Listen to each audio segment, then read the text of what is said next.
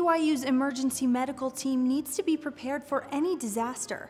And reporter Brenna Donnelly shows us that when there's no distress call, sometimes the EMS team has to make up one of its own. An earthquake in the Snell building.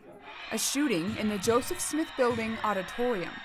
These are unimaginable disasters, but the BYU Emergency Medical Services doesn't just have to imagine them, they have to prepare for them. In a multidisciplinary effort, BYU EMS got the training of their life. It all starts at the HVAC with makeup. Remember, everything you're about to see is completely fake. In my injury, what happened was I hit something and fell, and you can see a little bit. I've got some blood because I have a concussion, so it comes out of your ears. Bridget and the other makeup artists are laying down clues for the EMTs and acting the part. I probably speak German to them and just like really just out of it. Just, you know, I have no idea what's going on. Are you nervous for that or excited? I'm pretty excited. It should be fun. So while we prepped in the makeup lab, the EMTs got an emergency text message saying, "As building collapse, EMT needed for USAR and medical support, stage at EMT office." And the fake disaster began.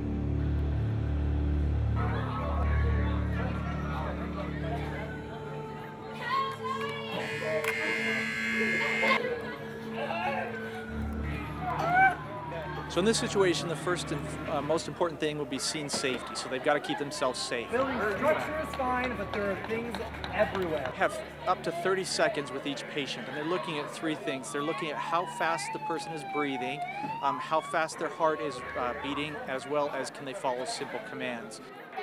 In a real earthquake situation, people will have been laying here for up to an hour, waiting for the building to be cleared. That time lapse makes it that much harder for EMTs to come and help victims.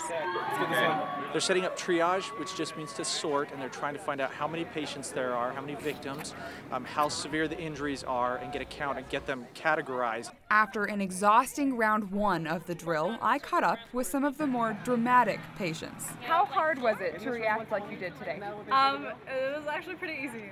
It just came naturally, so.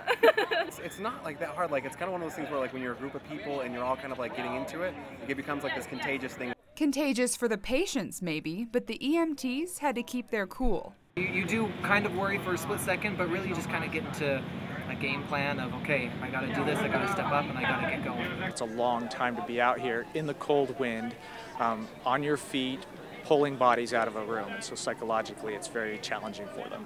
But logistically, you love this. This is my favorite part of the year. It's fun to see the EMTs kind of culminate the entire semester worth of practice that they've done into a real scenario where they can actually do things. This is just so incredible. It's such a good experience for us to get just really hands-on experience and that leadership experience as well. Looking to join the ranks? ems.byu.edu has all the information.